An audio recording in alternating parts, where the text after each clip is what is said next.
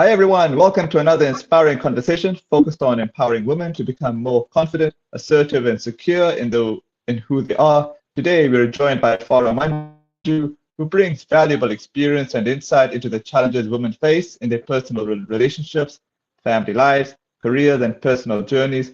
We'll explore everything from positive assertiveness and self-confidence to insecurities, self-worth, marital and relationship challenges, and the ongoing struggles to balance career, family, and personal ambitions.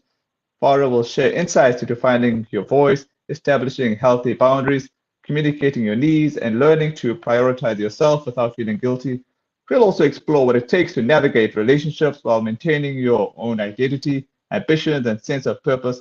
Whether you're working through personal challenges, building your career, raising a family, navigating a relationship, or simply looking to become a stronger and more confident version of yourself, this conversation is for you. Please join me in welcoming Farah Manjoo for this important conversation about women's empowerment, confidence, self-worth, relationships, and finding balance in life. How are you, Farah?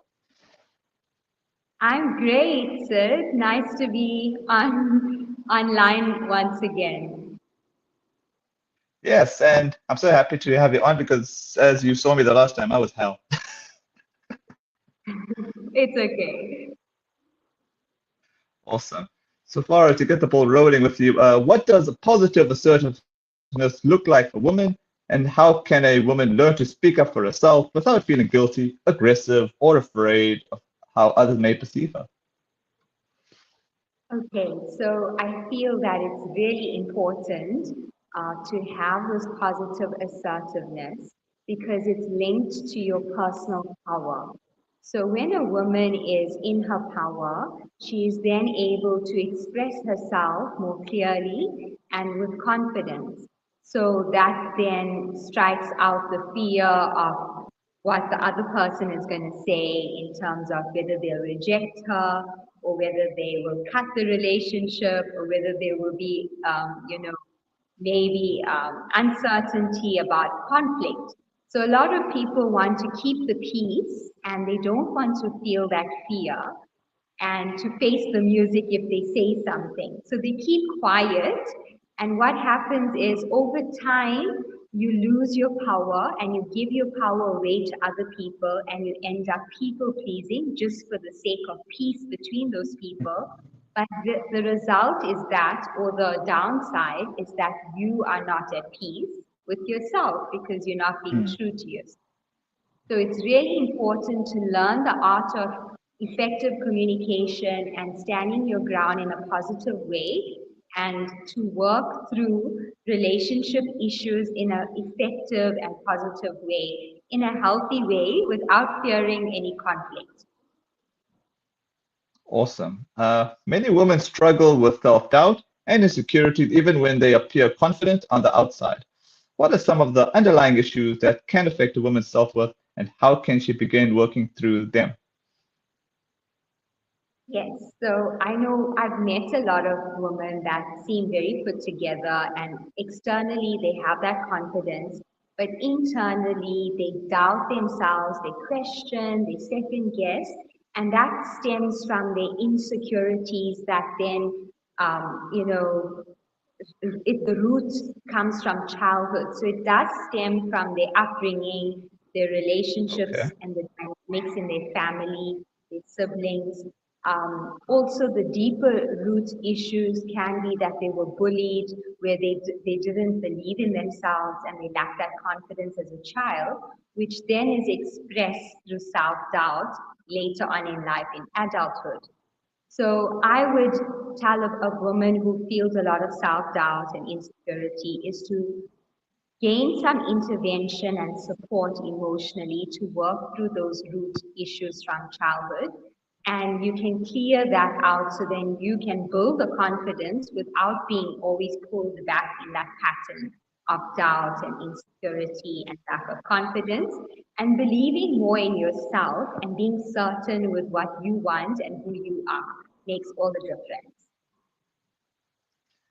How can women stop defining their value through their relationships, appearance, career achievements, or the opinions of other people and instead develop a stronger sense of self-worth from within? So I feel that women need to also work on the internal, not just external. So I feel a lot of women place a lot of emphasis in working on how they look, like going to the gym, doing up their face, dressing well, doing their hair, their nails, their makeup. They're very good at that. But they don't take the time and the investment on personal development, on inner healing, on mental healing, emotional healing. They don't really work on those inner dynamics. So I feel like women need to get a sense of acknowledgement of who they are as an individual, which is unique and different to everyone else, and not try so hard to fit into a mold of the standards of beauty or what defines success, where they're always, chasing that kind of meaning to life, and where they look within and find a meaningful, fulfilling life and being happy with who they are from inside out. And I think that really changes things with wanting to fit in or worrying about other people's opinions and judgments, where your opinion of yourself is what really matters and you can actually stand out instead of fitting in. Okay, if you don't mind me following up on your answer about women needing to, I think you mentioned about the internal side. Do you think it's more because it's ingrained in terms of how they've been raised? That's why they don't look at themselves more from the I internal side instead of the external. Yeah. I think it's the woman in the family that Mm, kind of program them or condition them to have that yeah. mindset. So if there's always emphasis on external beauty, on achievement, that are seeking external, outside validation, then we are not taught that our internal approval Mm, and our personal validation is also valuable. So I think it's just shifting that mindset and deprogramming and deconditioning what we've mm. learned from our home growing up. Lovely. When a woman is experiencing difficulties in a marriage or relationship, how can she distinguish between normal relationship challenges that can be worked through and situations where deeper issues need to be addressed? Yes, so if a relationship, whether it's a marriage, a partnership, or dating, or even a close friendship, if it takes a toll on your mental health and the person is asking you to change, where they're not accepting your true, authentic self, then that is a red flag that you need Mm, to address deeper issues because this relationship isn't healthy.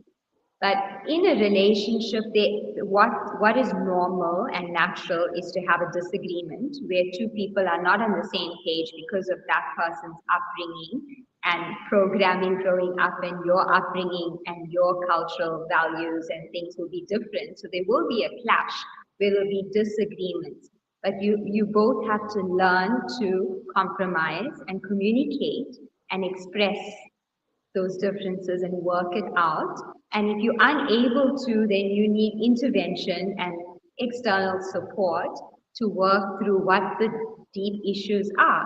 And in some cases, your partner is actually looking for somebody just like his mother and somebody to mother him.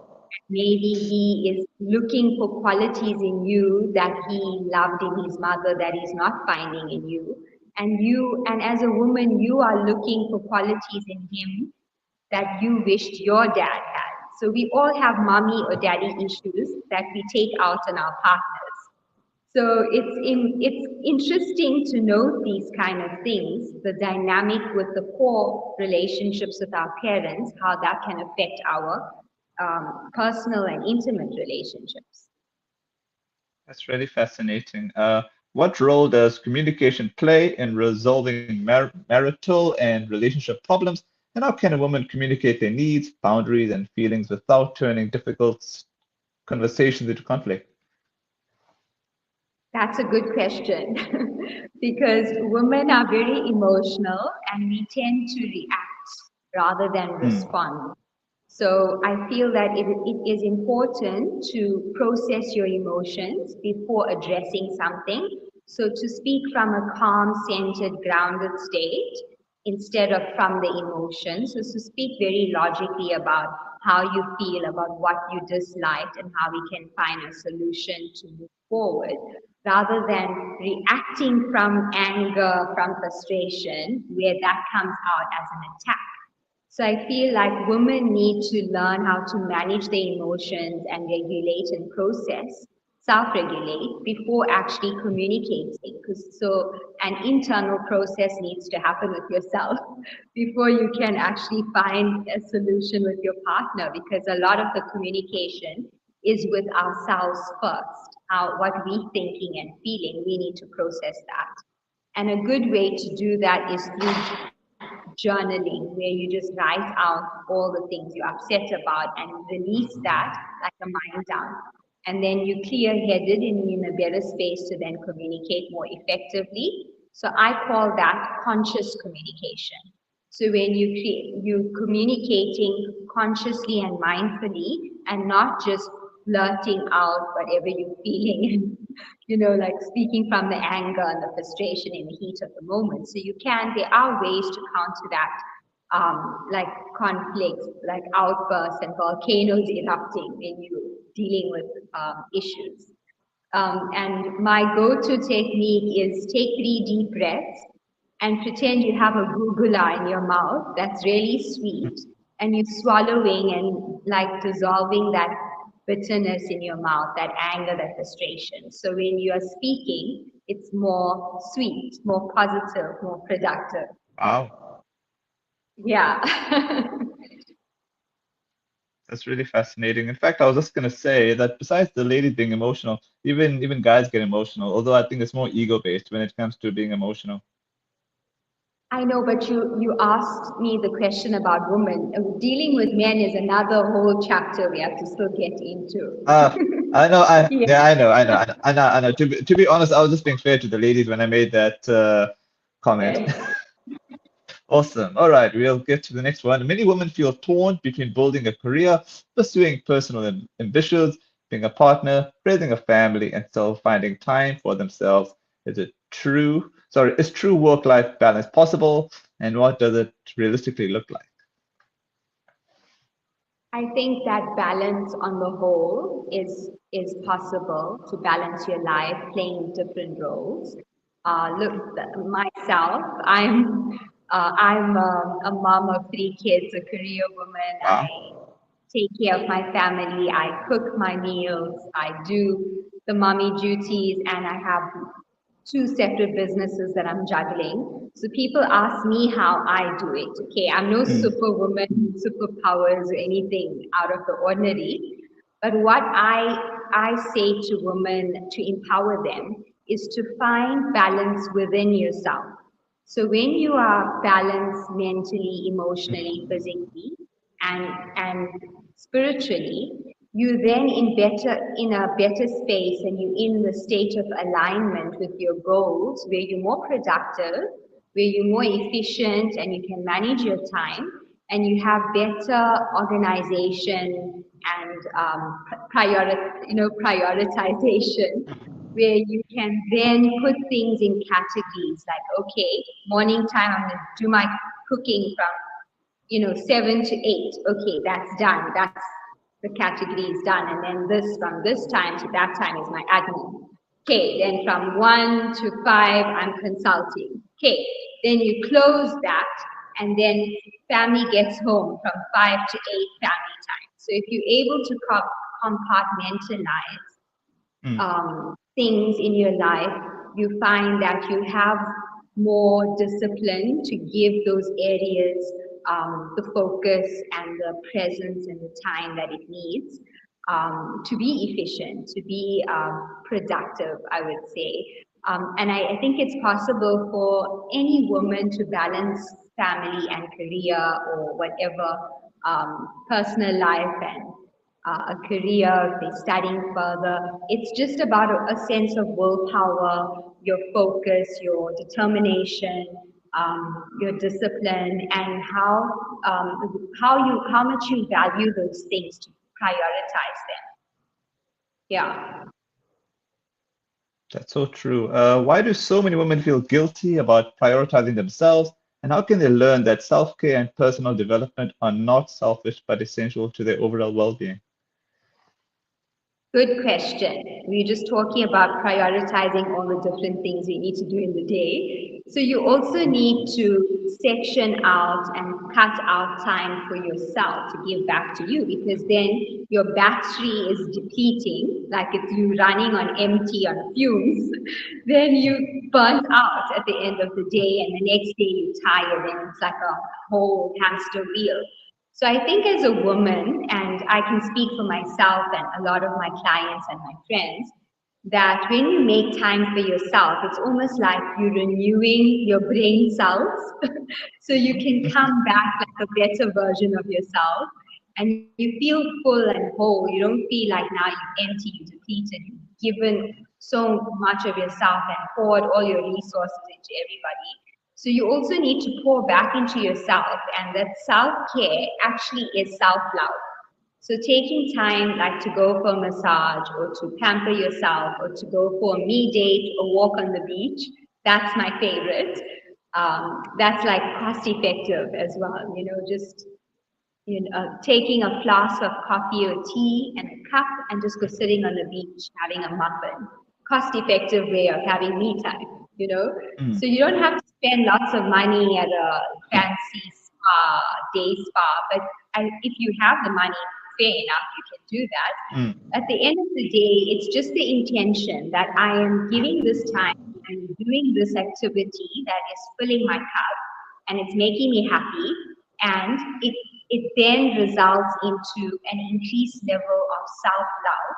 And over time, then you tend to value yourself to actually prioritize that time. So it does add to your self-worth as a person, where you feel I'm valuable enough, I'm worth it to actually make that time and invest that money on myself. That's really insightful. For women who have spent years putting everyone else's needs before their own, what practical steps can they take to rediscover their identity and passions, ambitions, and sense of purpose? I would say if you're feeling lost and you feel like you're giving too much of yourself, and as I said, coming to the depleted, burnt out state, is to find things that excite you, find things that light your fire. Because when life becomes too monotonous, then you kind of plateau or you go downhill instead of Mm, growing. So any kind of personal development or activity or a hobby or something that's going to light up your soul and fill you with joy, gravitate towards those things. Okay, so for me, at one point in my career, I was getting very bored, like just sitting and okay. helping people with, counseling sessions and processing their trauma. And then I thought of let me go and sign up for this yoga retreat and become a yoga teacher, more so for my personal growth. And then that was just an idea, and I like loved the whole yoga vibe and the whole calmness. It was like something new. And then I expanded it into a side business that actually gives me something to look forward to. So that's just an example of like adding something into your routine that will create excitement and that will fill you, where you also have a sense of purpose. Like now I have these yoga classes in the late afternoon and I'm benefiting, and now I'm also helping other ladies, like I'm teaching. So it's added a different element to my day, which I'm looking forward to. And I'm just so excited to do it. It's like, it's not work, it's fun, you know. So I think it's also important to have these little things that you look forward to doing, because sometimes your job can become so mundane and Mm. like you just same old, doing the same old thing. So just spice up your life with something new that really like keeps you going. Awesome. How can women build the confidence to set healthy boundaries with partners, family members, colleagues, and even friends without constantly worrying about disappointing others?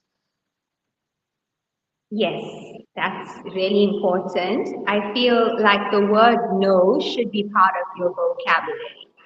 So Mm, get more comfortable with saying no. I would love to do that, but I don't have the time to fit it in.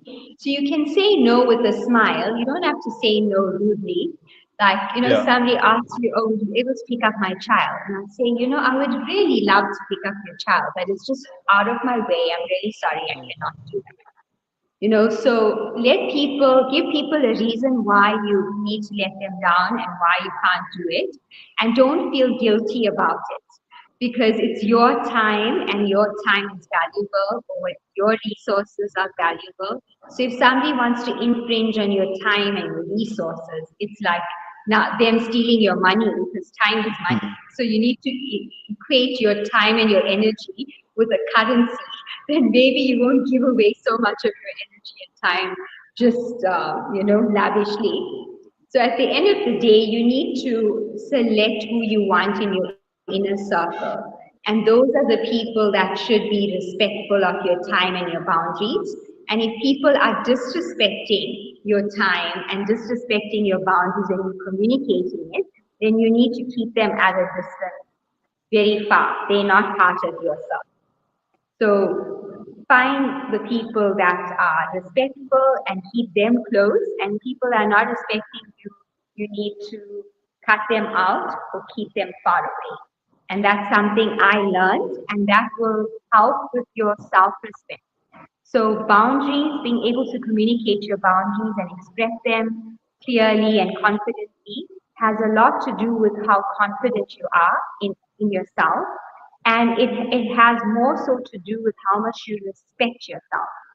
So I put emphasis on this when I empower women because we teach people how to treat us. So if we don't respect ourselves, then other people won't respect us. If we always mm, people pleasing and saying yes, yes to everything and we mm, don't want to do it, but saying yes and it's inconveniencing us, then that person will think, no, we can just push over Farah. She'll mm. just do it because she's very happy doing it. She always says yes, so she'll never say no. So they'll overload you with more things to do and take advantage. So you have to stand your ground and set those boundaries and keep those boundaries set and be strong in communicating those boundaries and people want to push against them. Exactly. So in a nutshell, the person has to be positively assertive. Yeah. So Okay. yeah, Hmm. I feel positive assertiveness is about being in your power.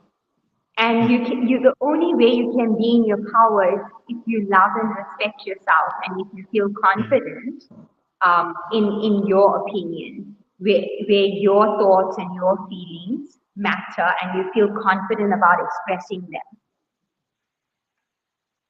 So Okay. it Before is I a get to my process. Yeah, it is a oh, process to get to that level. wow. All right. I was just gonna say before I get to my final question, are you okay with me giving you this comment question now? Yes, yes. All right. Awesome. All right. This is from Rish Chitan. Hi, Farah. The most common thing going in women sorry, the most common thing in women going through menopause is brain fog. How does one look beyond that without affecting their relationship with their partners? Yes, I get what she's saying because when you're going through menopause, it affects your hormones and your emotions are linked to your hormones. Okay, I would recommend yoga because yoga is a simple tool for mindfulness and emotional healing. So if you and it's cost effective, so it's not you don't have to pay that much like how you go for emotional healing consult. So it's something you can do regularly. So the yoga that I would recommend is somatic yin yoga that focuses on the hips and the sacral chakra that actually balances your hormones and it alleviates the negative symptoms of menopause. So menopause is something we can't like avoid. Okay, we can only Mm, manage the symptoms. So we do get a bit emotional. We do get frustrated and moody and everything under the sun. And we can go into depression and anxiety.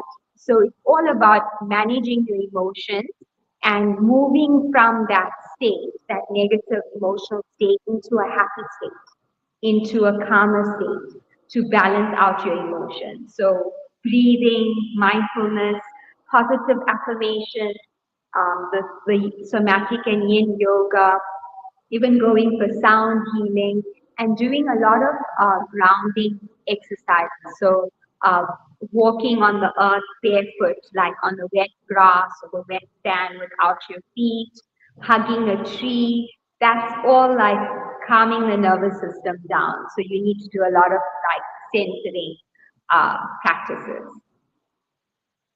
That's really fascinating. Lastly, if a woman watching this conversation is struggling with insecurity, relationship difficulties, low self-worth, or feeling overwhelmed by the demand of life, what is the first step you would encourage her to take toward becoming a more confident and empowered version of herself? It's setting goals of what you actually want to achieve in your life. So as a woman, we want to achieve our health goals, our fitness goals, our beauty goals, looking a certain way. Um, but we need to create a balance. Like in the wheel of life, we have different sections on physical health, mental health, career, relationships, finances, personal development, fitness, fun, recreation. So you need to fill in those areas and evaluate and assess which area am I struggling in and work on that first. So if you are overweight, and because you're overweight, you're bringing your self-esteem down and bringing your health down, then that is like the main thing you should focus on because it's affecting other areas of your life. So we need to get to like the real issues in your life and work on improving and finding solutions. So I'm a woman's wellness coach. So I help with fitness, with mental health, with physical health, also with their mindset, with relationship issues. So I really cover a lot on the wheel of life that they can find this balance and they can achieve self-love, self-worth, and achieve a sense of inner happiness and peace. That's what we're all striving towards. So as a woman, I feel sometimes you can't achieve those goals on your own, and you would need somebody that has walked the road or got the t-shirt and is doing well in maintaining a balance in her own life and empowering others. Well, I'm one of those people that I lost 10 kilos last Wow. year, and I achieved my goal weight and my a lot of my health goals and my fitness goals, which was out of my comfort zone. So I'm always pushing myself to achieve something new and improve because there's always room for improvement.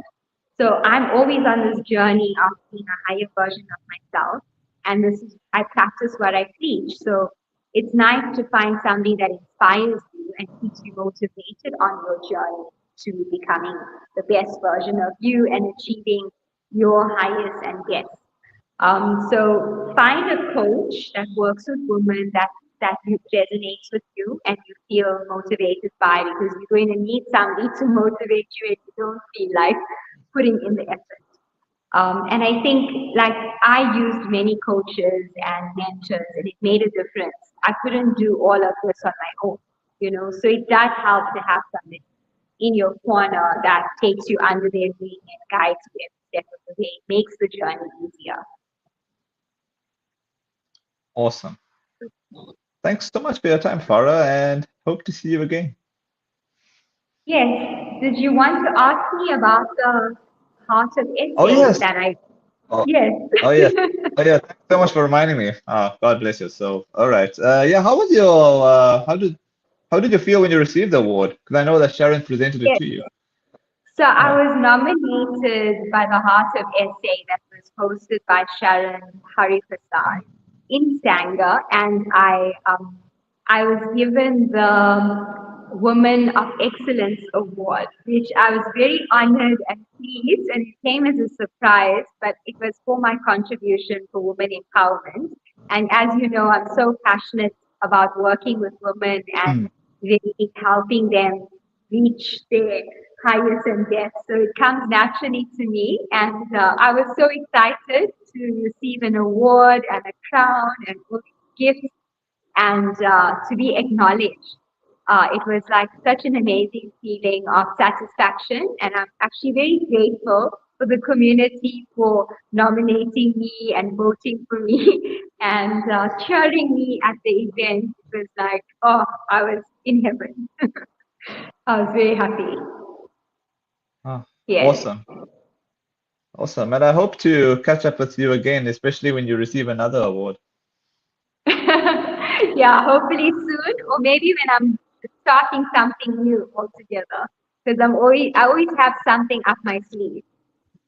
Okay. Yeah, I'd love to catch up with you on that. You take care, eh? Okay, thank you, sir. Have a lovely day. You too. Bye.